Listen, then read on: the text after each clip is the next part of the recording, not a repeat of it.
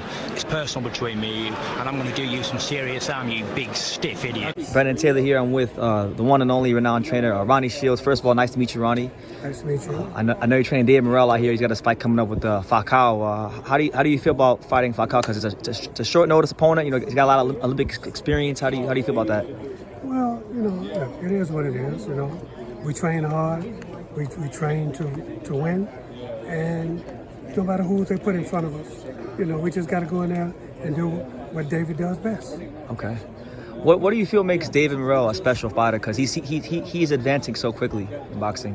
I think more is his confidence.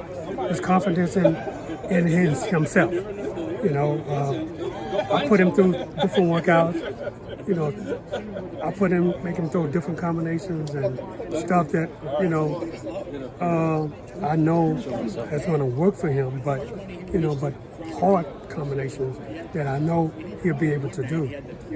And you know, there's no problem with it. Would you say he's one of those fighters that gets stronger in the later rounds? Oh, no doubt. He gets stronger as the fight goes on. Okay. And, you know, he's got to be strong, right? Because 168 is such a stacked weight class, you know. I know. I think 168 right now is probably the best division in boxing, I believe. You think so? You know, absolutely. You got so many good fighters there. But, you know, David just want to prove that he's the best. Absolutely. In order to do that, he has to fight guys like Benavidez and Plant and those kind of guys. No doubt. There's a lot of people believe that if he wins this fight, maybe Benavidez could be next. How do you feel about that fight stylistically, you know, him and Benavidez? Oh, I think he matches up great with him. You know, I think it's a good fight, and I think that's a fight people want to see. Yeah, because the thing with Benavidez is Benavidez is normally taller and bigger than everybody, right? But right. He can't really be that with Morrell, so he'd have to kind of fight differently. Yeah. Okay. What about I know you got Jermall, right? Jermall Charlo. Yes. Anything on him? Yes, he's gonna fight in June. We don't have an exact date yet, but you know, we're still waiting on the date. But he'll be here today. Okay.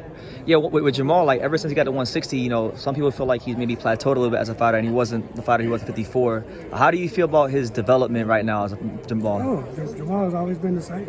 Yeah. You know, whether 54 or 60. You know, he was a world champion at 54.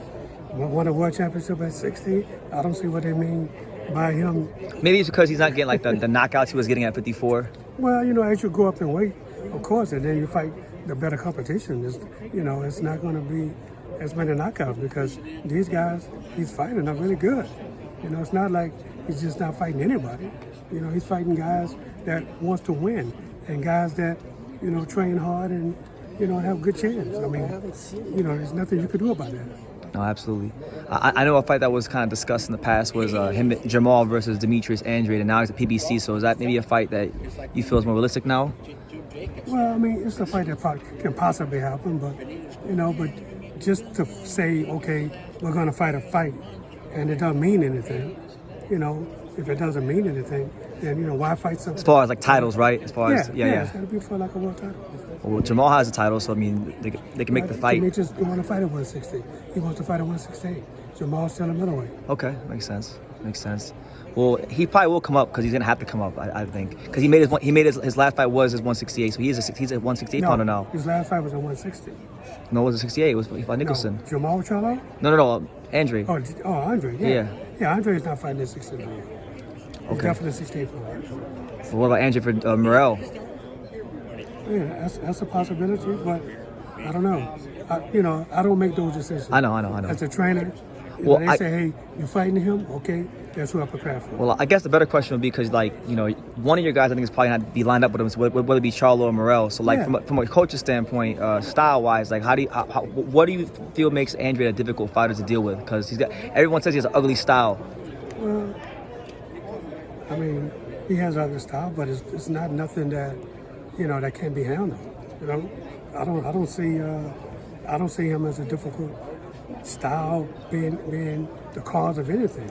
You know, I mean, if they make the fight, we just have to figure a way out how to win. How to beat him, yeah. It's as simple as that. Okay. You know, it don't get no better or worse than that. You know, we have to fight. Whoever they put us in the ring with, I'm gonna come up with a game plan to win. Okay. Are you still training Filip Hrgovic? Yes. Okay. How do you feel about like him now? Because like people now are, ever since Joe Joyce lost to Zhang recently, people are now kind of giving him credit. You know, how do you feel about where he fits in the heavyweight division? Well, I think he fits right up there with whoever else is up there. Mm-hmm. You know, I think Filip is the next heavyweight champion of the world. You know, and whether it's Usyk or whether it's Fury, it doesn't make a difference to us. You know, as long as they get in the ring with it, that's all that matters. Okay, yeah. As far as like, because you train a lot of heavyweights, right? How does he maybe compare or to some of the guys you trained in the past? Well, I think Filip is, you know, he's right up there with the Holyfields and guys like that. You know, Filip is a really good fighter, and he proves it every time he fights. You know, look, a lot of guys out there don't want to fight him. You know, I mean, you know, before he fought Zhang, you know, so many people turned the fight down. Half the top 15, damn near, yeah. So, you know, that just lets you know they know what Filip brings to the table. Simple as that. What do you think makes him stand out from the rest of the guys at heavyweight to make him champion? You know. Well, I mean, look, you know, he trains hard, man. Like I'm sure every fighter does. But Filip is special. You know, he just has that style. He has a great chin, and he's not afraid to throw punches. You know, and that separates him from a lot of guys. So you would say like durability, discipline, punching power. Without a doubt. Always in the gym, always training. You know, and when he fought Zhang, the last fight, you know, his father had just passed away. That's right. And you know, and it was tough, man, trying to train him for that fight when that happened to him. And I'm telling you something, Zhang fought a 50% Filip Hrgovic. He didn't fight the 100% Filip Hrgovic. Yeah, it looked like it because, you know, there was one incident in the later rounds where he got hit and he kind of turned his back. Yeah. Yeah. Yeah, you know, he lost his focus. He lost his focus at that moment, you know. But, you know, he got it back and, you know, he did enough to win the fight. And that's all that was important. Okay. He seems like he's kind of like deceptively athletic because, you know, people say he's kind of stationary, he's kind of maybe a little stiff. Do you feel like maybe there's an athletic side of Phil that people don't consider? Yeah, I mean, look, all you got to do is look at his fights and you'll see Filip Hrgovic. For yourself. Okay. Last question, Ronnie, and I'll let you go. The main event, just put your trainer's hat on. Stylistically, how do you see Ryan versus Tank? I think it's a great fight. It's probably the best fight that could be made in boxing right now. And, you know, both guys deserve to be, you know, in this field right now. And, you know, they made the best man win. Yeah, okay. All right, Ronnie, well, thank you, man. Thank you for watching another video on the untouchable True School Sports Empire. For more great boxing content just like this video, click right here and make sure you subscribe. Much love from sunny South Florida.